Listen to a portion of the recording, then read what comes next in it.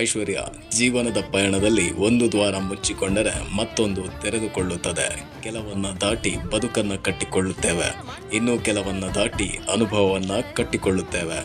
ಐಶ್ವರ್ಯ ಈ ಮನೆಯಲ್ಲಿನ ಆಟ ಇಂದಿಗೆ ಮುಗಿದಿರಬಹುದು, ಆದರೆ ಈ ದ್ವಾರ ತೆರೆದುಕೊಳ್ಳುವುದು ಆಟದಿಂದ ಹೊರಕಳಿಸಲ್ಪಟ್ಟ ಐಶ್ವರ್ಯಗಲ್ಲ, ತನ್ನ ತವರಿನಿಂದ ಹೊರಟು ಹೊಸ ಜೀವನದತ್ತ ಹೆಜ್ಜೆ ಇಡುತ್ತಿರುವ ಈ ಮನೆಯ ಮಗಳು ಐಶ್ವರ್ಯಗೆ.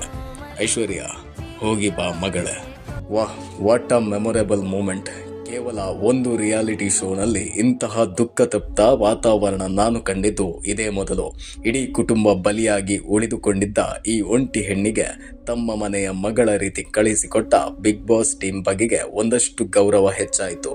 ಬದುಕಿನ ಎಲ್ಲ ಕಷ್ಟಗಳನ್ನ ಒಂಟಿಯಾಗಿ ಮೆಟ್ಟಿ ನಿಂತು ಕಡೆಗೆ ಸಾಧನೆಯ ಶಿಖರವೇರುವ ಸಮಯದಲ್ಲಿ ಪ್ರತಿಸ್ಪರ್ಧಿಗಳಿಂದ ಸೋಲು ಕಂಡರೂ ಕೂಡ ಕೊನೆಗೆ ಕರ್ನಾಟಕದ ಮಗಳಾಗಿ ಹೊರಬಂದ ಐಶ್ವರ್ಯ ಬಹುಶಃ ಪುಣ್ಯವಂತ. ಇದು ನಿಜವಾಗಿ ಒಂದು ರಿಯಾಲಿಟಿ ಶೋಗೆ ಬೇಕಾಗಿರುವ ಕನಿಷ್ಠ ಧನ್ಯತೆ. ಕೇವಲ TRPಗೋಸ್ಕರ ಕೆಲಸ ಮಾಡಿದ್ರೆ ಜನ ಕೂಡ ಇದರ ಬಗ್ಗೆ ಅಪಸ್ವರವನ್ನ ಎತ್ತುತ್ತಾರೆ. ಆದರೆ ಇಂತಹ ಒಂದು ಮನಸ್ಸಿಗೆ ಸಾಂತ್ವನ ಹೇಳಿದರೆ ಅದುವೇ ಧನ್ಯತಾ ಮನೋಭಾವ ಅಂತ ಕರಿಬೋದು. ಮಿತ್ರರೇ, ಕೆಲವೊಂದು ಬಾರಿ ಇಂತಹ ಸಿಚುವೇಶನ್ ನೋಡಿದಾಗ ಕಣ್ಣಂಚಿನಲ್ಲಿ ನೀರು ತುಂಬಿಕೊಳ್ಳುತ್ತದೆ. ಅದನ್ನು ಈ ಬಾರಿಯ ಬಿಗ್ ಬಾಸ್ ಕಾರ್ಯಕ್ರಮದಲ್ಲಿ ಬಹುತೇಕರು ಕಂಡುಕೊಂಡಿದ್ದಾರೆ ಅಂತ ಅಂದುಕೊಳ್ತೀನಿ. ಇನ್ನು ಐಶ್ವರ್ಯ ತಂದೆ ಮರಣ ಹೊಂದಿದ ಸ್ವಲ್ಪ ದಿನಗಳಲ್ಲೇ ಆಕೆಯ ತಾಯಿ ಕೂಡ ಸ್ವರ್ಗಸ್ಥರಾಗಿ ಬಿಡುತ್ತಾರೆ.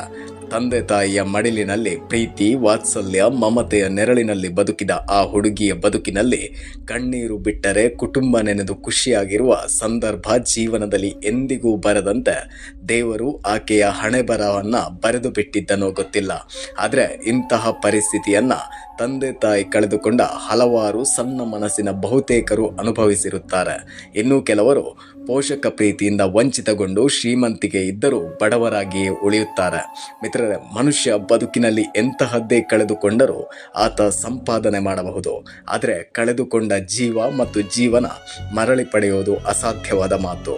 ಐಶ್ವರ್ಯ ತನ್ನ ಮನೆಯ ಕೆಲಸದ ಹೆಂಗಸನ್ನ ತನ್ನ ಮನೆಯವರಂತೆ ನೋಡಿಕೊಂಡ ರೀತಿಯಲ್ಲೇ ಆಕೆಯ ವ್ಯಕ್ತಿತ್ವವನ್ನ ನಾವು ಕಾಣಬಹುದು. ಅದರ ಹೊರತಾಗಿ ಸ್ವಲ್ಪ ಬೋಲ್ಡ್ ಇದ್ದರೂ ಕೂಡ ಜನ ಕಮೆಂಟ್ಸ್ ಮಾಡ್ತಾರೆ.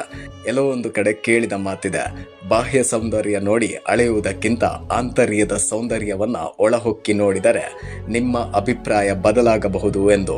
ಅದೇ ರೀತಿ ಈಕೆಯ ವಿಚಾರದಲ್ಲೂ ಇನ್ನು ಕೆಲವರ ಕಮೆಂಟ್ಸ್ ನೋಡಿದಾಗ ಆಶ್ಚರ್ಯ ಆಯಿತು. ಒಬ್ಬರ ನೋವಿನ ಕಣ್ಣಿನ ನೀರು ನಿಮಗೆ ಹಾಸ್ಯಾಸ್ಪದವಾಗಿ ಕಾಣುತ್ತಿದ್ದರೆ ಅದು ಒಂದು ದಿನ ನಿಮ್ಮ ಕಣ್ಣನ್ನೇ ತೇವವಾಗಿಸಿ ಬಿಡುತ್ತದೆ.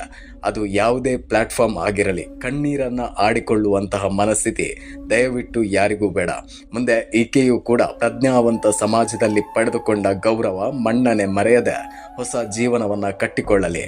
ಮೋರಲ್ ಆಫ್ ದ ಸ್ಟೋರಿ ಇಷ್ಟೇ, ಬದುಕಿನ ಎಲ್ಲ ಕಷ್ಟಗಳಿಗೆ ದುಡ್ಡು ಮಾತ್ರ ಪರಿಹಾರ ಅಲ್ಲ, ರಕ್ತ ಸಂಬಂಧ, ಸ್ನೇಹ, ಪ್ರೀತಿ ಕೂಡ ಮುಖ್ಯ ಎನ್ನುತ್ತಾ ವಿಡಿಯೋವನ್ನ ಎಂಡ್ ಮಾಡ್ತಾ ಇದ್ದೇನೆ.